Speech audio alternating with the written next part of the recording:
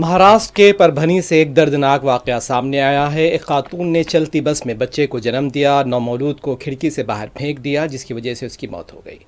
اطلاع ملنے پر پولیس نے جوڑے کو حراست میں لے کر نومولود کے قتل کے الزام میں مقدمہ درج کیا ہے۔ بتایا جاتا ہے کہ خاتون کی عمر 19 سال ہے۔ خاتون نے چلتی بس میں بچے کو جنم دیا تھا، پھر نومولود کو کھڑکی سے باہر پھینک دیا تھا۔ اس غیر انسانی حرکت میں معصوم کی موقع پر ہی جان چلی گئی۔ یہ افسوسناک واقعہ پاتھری سیلو روڈ پر منگل کی صبح تقریباً 6:30 بجے پیش آیا۔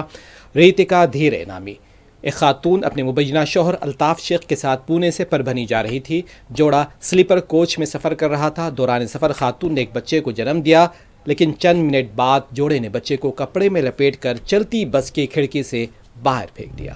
یہ سارا واقعہ اس وقت سامنے آیا جب بس ڈرائیور نے کھڑکی سے کوئی شے پھینکی ہوئی دیکھی۔ پوچھے جانے پر ملزم شیخ نے بتایا کہ اس کی بیوی کو قے آ گئی تھی، لیکن ایک راہگیر نے کپڑے میں لپٹی ہوئی بس سے پھینکی گئی شے کو قریب جا کر دیکھا تو وہ ایک نومولود بچہ تھا۔ راہگیر نے فوری پولیس کو ہیلپ لائن نمبر پر کال کی۔ پولیس کو بتایا۔ اطلاع ملتے پولیس نے گشت کے دوران بس کو روکا۔